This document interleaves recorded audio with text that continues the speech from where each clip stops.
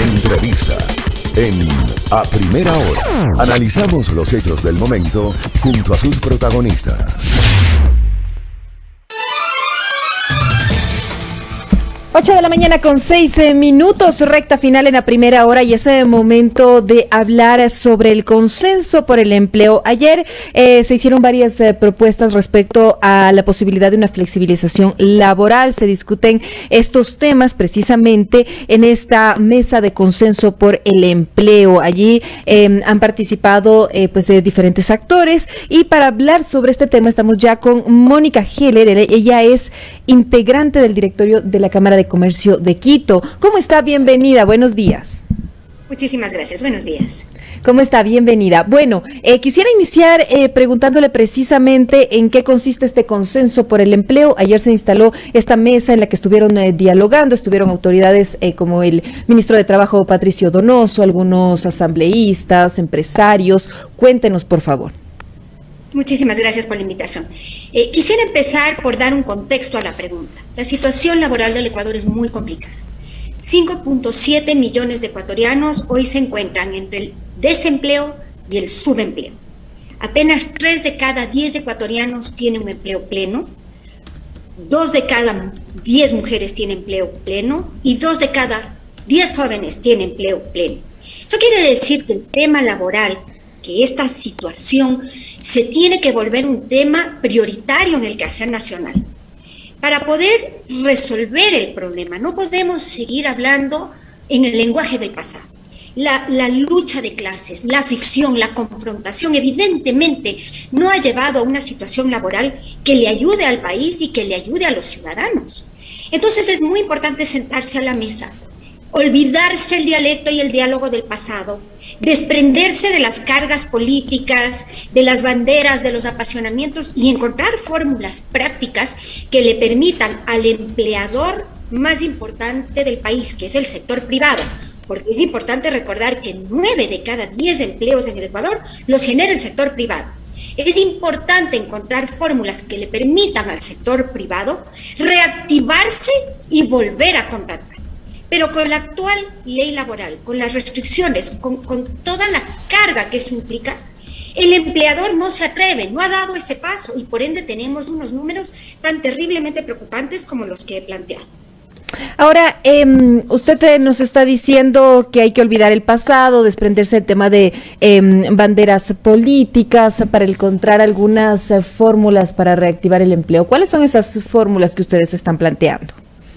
Mire, creo que es importante hablar de una flexibilización, pero ese se ha vuelto un tema conflictivo porque se tiende a mezclar la flexibilización con una precarización de los derechos laborales y creo que hay que tener una conversación en los términos adecuados y no convertirle en un tema político si de verdad el interés es resolver el empleo en el Ecuador.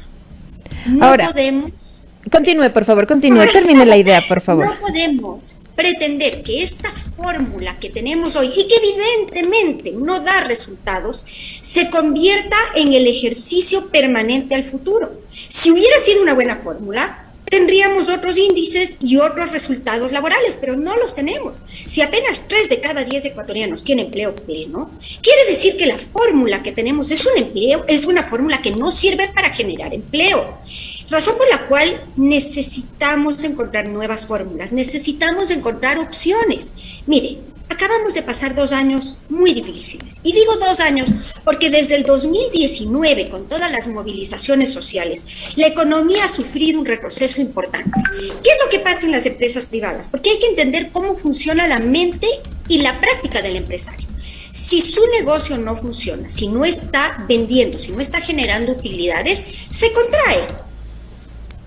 Deja de tener esa cantidad de colaboradores, reduce su fuerza laboral. Si su negocio no se recupera y no crece, no hay razón para ampliar la fuerza laboral. Y más aún, si ampliar la fuerza laboral quiere decir cargas, pesos, obligaciones, despidos, liquidaciones, etcétera, etcétera, etcétera, el empresario no lo va a hacer, porque simplemente su bolsillo no se lo permite, su interés no está ahí y la empresa no se lo requiere.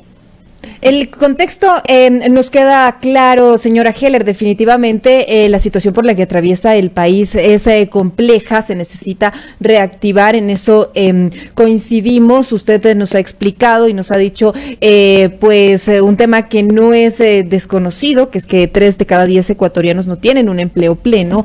Sin embargo, en esto me gustaría también volverle a preguntar, ¿cuáles serían entonces las fórmulas necesarias para la generación de empleo? ¿Cuáles son las fórmulas que ustedes están planteando? Mire, nosotros necesitamos jornadas parciales, por ejemplo. Ese es un tema importante porque en un proceso de recuperación parcial, donde apenas estamos empezando a ver señales positivas, pero no al 100%, no necesariamente el empresario puede comprometerse con una jornada de 40 horas. Probablemente una jornada parcial, trabajo a medio tiempo, nos permitiría contratar un número de colaboradores e ir avanzando en sus horarios de trabajo, en la cantidad de horas que se comprometen con la empresa.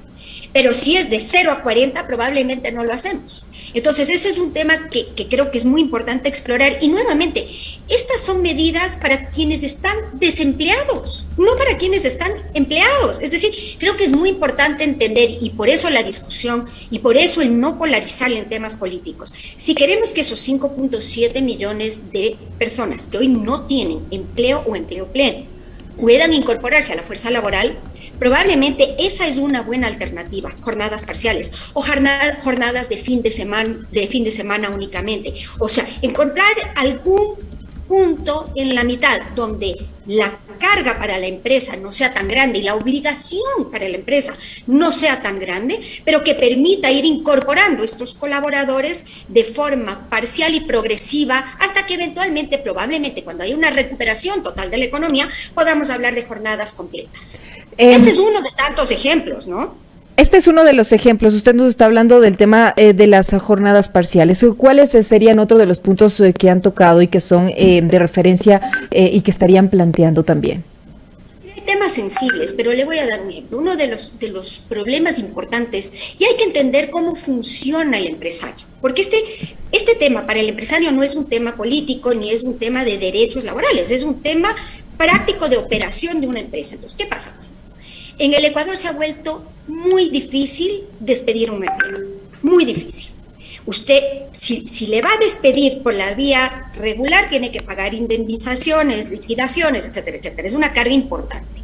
Y si va a pedir un visto bueno en el Ecuador, se ha vuelto prácticamente imposible. No hay manera. Usted puede tener un colaborador al que le ha encontrado robando en flagranti y no consigue un visto bueno. Entonces, ¿qué pasa? Esas medidas disuaden de la contratación contra toda la lógica política y de derechos, porque daría la impresión de que eso protege al empleado. Lo que pasa en la práctica es que disuade de la contratación, porque en una situación tan difícil como la que vivimos, donde los empresarios tienen miedo todos los días y tienen que precautelar la subsistencia de sus empresas y tienen que precautelar la estructura que con riesgo, con inversión, con trabajo han mantenido, no quieren complicarse con esa posibilidad adicional. Entonces, ¿cuál es la decisión que toman? No contrato y espero. Entonces, ahora, pero el tema ahí, perdóneme que le interrumpa, pero el tema ahí sería, ¿cuál es la posibilidad entonces? ¿Que no haya un tema de indemnizaciones? ¿Cómo lo están planteando? Mire, probablemente uno de los temas que hay que explorar es que el periodo de prueba no sea 90 días, sino que sea más largo, hablemos de 180 días, por ejemplo. Entonces, ese es un incentivo para el empleador, porque usted dice, mire, me doy 180 días, probamos, si nos entendemos, hay una curva de aprendizaje, el funcionario ve si es que le gusta, se adapta a la empresa, el empleador busca si le sirve y no digamos, se adapta el colaborador a sus necesidades, y hay un proceso que permite también evaluar la recuperación del país. Eso probablemente sería un gran incentivo. Creo que hay que flexibilizar el tema del visto bueno. O sea, se ha vuelto muy complicado en el Ecuador sacar un visto bueno porque la ley y todas las instituciones quieren precautelar los derechos del empleado, lo cual tiene lógica. Yo no pretendo sonar como una persona cruel que no entiende. Yo simplemente trato de transparentar cómo es la práctica del proceso de contratación. Creo que es importante entender que este no es un tema donde el empresario busca hacer daño, porque no busca, y donde el empresario no siente por sus colaboradores. Yo entiendo este punto, pero también en el tema de flexibilizar el visto bueno es un poco complejo. Esto creo que requeriría un análisis bastante amplio, porque muchas veces pues se ha señalado que también es una herramienta utilizada por el sector empresarial cuando no quieren indemnizar a los trabajadores, a modo también de ahorrarse un poco del dinero de la indemnización. Ha sido por el otro lado. Está generalizando a la clase empresaria. No, por eso dije en algunos casos. Sí, no es del general, no, para nada. Pero sí se han visto casos y se ha denunciado. Hay que sancionarle con las medidas de ley al mal empresario. No hay por qué tomar malas medidas pensando en las excepciones. Hay que tomar buenas medidas pensando en la mayoría y sancionar a la minoría. Mire, yo quiero transmitirle un mensaje que me parece valioso. En el Ecuador, los empresarios y los colaboradores son socios.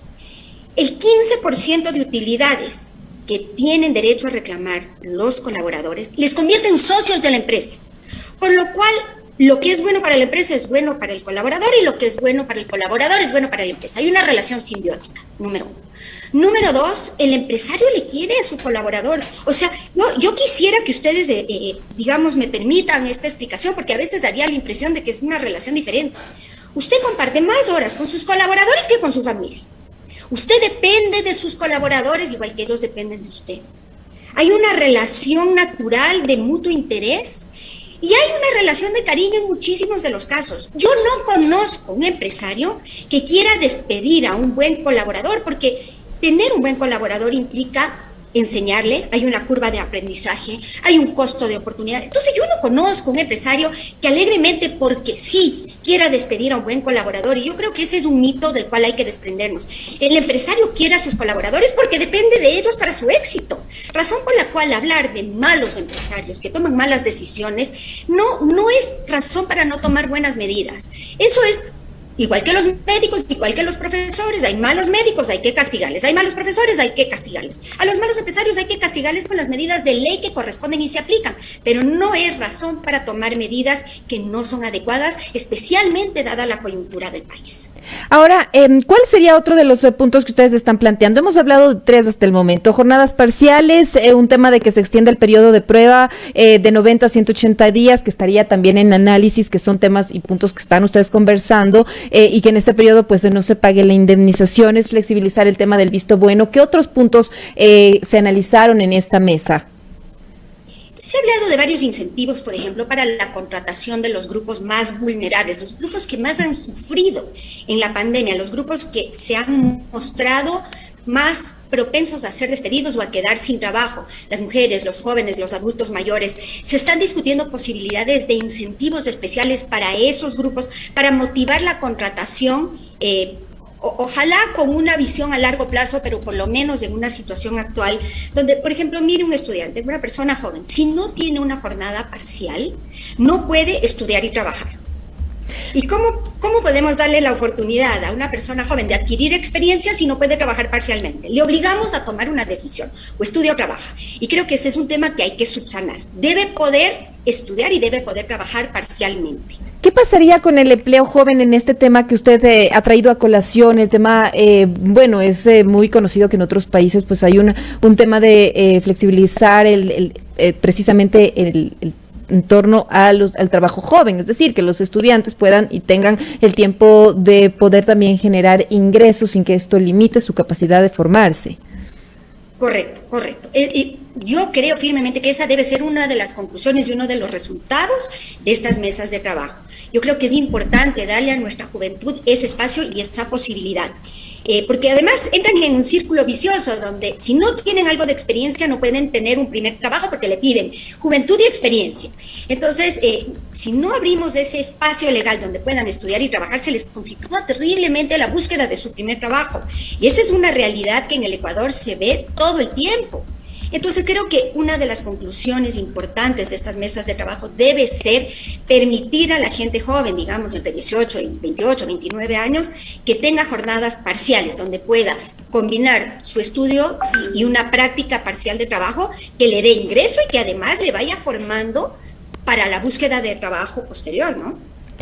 Quisiera también preguntarle, evidentemente el tema usted nos ha explicado pues que su idea y que esto aplicaría a nuevos contratos, que definitivamente no se ampliaría o no se consideraría a quienes ya tienen una contratación en firme, una contratación laboral, sería para nuevos contratos.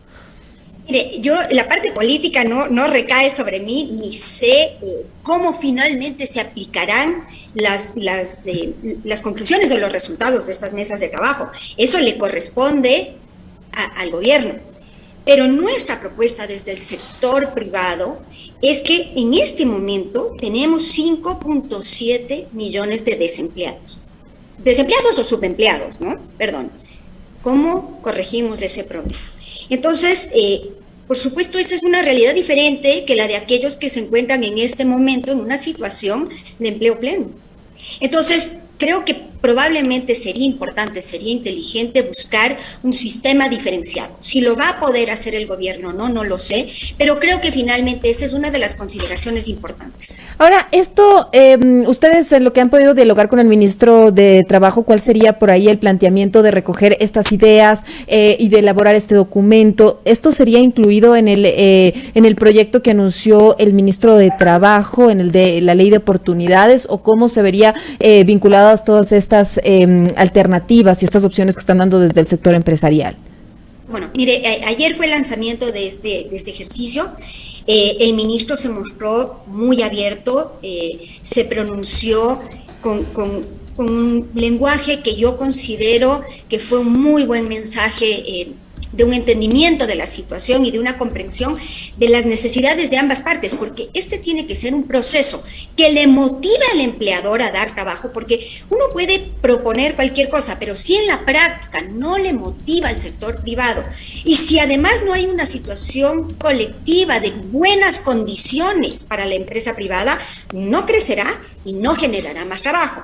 Y por otro lado, los colaboradores, los trabajadores, tienen sus posiciones y se vuelve muy importante llegar precisamente, como bien lo dice su nombre, a un consenso y a una fórmula de trabajo que le permita a ambos lados encontrar una situación estable y de proyección a mediano y largo plazo.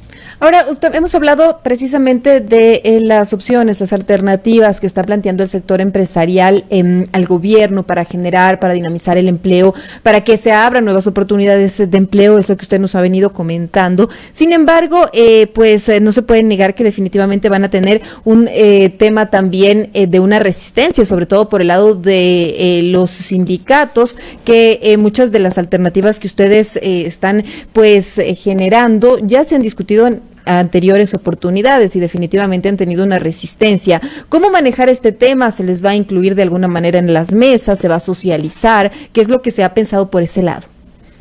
Mire, yo creo que es importante volver a la frase inicial de esta entrevista.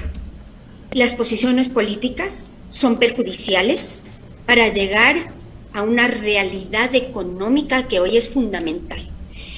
Si nos vamos a mantener apegados a nuestras banderas, muy probablemente no pasará nada y seguiremos teniendo 5.7 millones de personas en esa situación. Si podemos desprendernos de esas banderas y entender que el mundo ha cambiado, porque el COVID ha cambiado la realidad económica y productiva del Ecuador, y eso es innegable.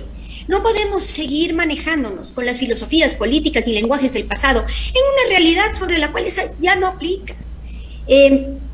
Yo confío, yo realmente tengo fe de que inclusive los líderes sindicales, que yo sí creo que tienen en mente lo mejor para sus representados, entienden que este es un momento donde se necesita otra postura. Y yo confío que estas mesas de trabajo darán la oportunidad de manifestar sus preocupaciones a ambos lados, de encontrar posiciones conjuntas, de buscar caminos reales, porque el problema aquí además es que necesitamos avanzar en muchas direcciones. Si los negocios no son rentables, si no hay una reactivación económica importante, seguiremos perdiendo estructura. Y en la medida que sigan cerrando empresas, restaurantes, bares, ¿dónde van a emplearse las personas del Ecuador? Entonces tenemos que dejar de poner presiones al sector privado que no puede tolerar, porque lo que va a pasar es que va a reventar y van a seguir cerrando estos espacios que deberían ser los espacios de trabajo y finalmente no tendremos cómo solucionar el problema. El sector privado necesita un compás de espera para reactivarse. Y es muy importante que así se entienda. Este no es un tema de abuso, de sacar provecho, de beneficiarse ni de causar perjuicio a los colaboradores. Este es un tema de que si queremos que haya una reactivación económica y entendemos que 9 de cada 10 empleos vienen del sector privado, necesitamos permitirle al sector privado que se recupere para que no cierre sus puertas. Ahora, estas mesas que ustedes se han sentado y que han instalado, ¿cómo va a ser la frecuencia de reuniones? ¿Cómo han establecido el ya formato de trabajo? Entiendo que habrá reuniones semanales con representación de todos los segmentos, que es algo importante porque además se ha invitado a todos los grupos que deben estar ahí, que normalmente no tienen voz y representación. Y creo que eso es importante. Los jóvenes, las mujeres, hay una gran representante, por ejemplo, de Economía Violeta, María Rosa Tapia, están los grupos de emprendedores, los grupos de jóvenes empresarios, están los líderes sindicales, están los líderes barriales, es decir, y por supuesto hay representantes del gobierno. Yo creo que esa presencia de todos, ese diálogo abierto, ese compromiso no de pelear, no de ganar el punto, sino de encontrar una solución real en un momento terrible. Es muy importante. ¿Tienen ustedes planteada una fecha para entregar un documento ya con lo que establezcan de estas mesas de trabajo, con las diferentes alternativas que se planteen y que salgan de este consenso por el empleo? Yo creo que hay que mantener la mente abierta, es decir, sí hay una planificación inicial, pero yo creo que es muy importante, más que hacerlo rápido, hacerlo bien para que el resultado sea verdaderamente óptimo o lo más cerca óptimo para todos los participantes. Muchas gracias por su tiempo y por esta entrevista. Un gusto. Muchísimas gracias por el espacio. Muchas gracias. Estamos dialogando con Mónica Heller, ella es integrante del directorio de la Cámara de Comercio de Quito, hablando del consenso por el empleo. Ella nos ha explicado que 3 de cada 10 ecuatorianos no tienen empleo o no tienen un empleo pleno y que hay alrededor de 5.7 millones de personas que no tienen con ese empleo. Al respecto de eso también nos ha señalado que por eso es que se están reuniendo en estas mesas de trabajo llamadas Consenso por el Empleo, recordándonos además que 9 de cada 10 empleos da el sector privado. Lo que buscan es en estas mesas de trabajo pues plantear diferentes alternativas precisamente para para reactivar el empleo. Se está hablando de algunas inicialmente, como por ejemplo el tema de jornadas parciales, un trabajo a medio tiempo. También se está analizando el punto de que sean 180 días de periodo de prueba sin indemnizar en estos 180 días, que pasen de esos 3 meses a los 180 días. También todo esto son alternativas que están en análisis sobre estas mesas. También están hablando de la posibilidad de flexibilizar el visto bueno con el objetivo también de motivar las contrataciones, según nos ha dicho Mónica Heller. Ella es integrante del directorio de la Cámara de Comercio de Quito. En estas mesas están participando representantes de diferentes sectores, representantes de gobierno, representantes del sector empresarial. También nos ha explicado que hay representantes de jóvenes y de mujeres. 8 de la mañana con 29 minutos en la primera hora.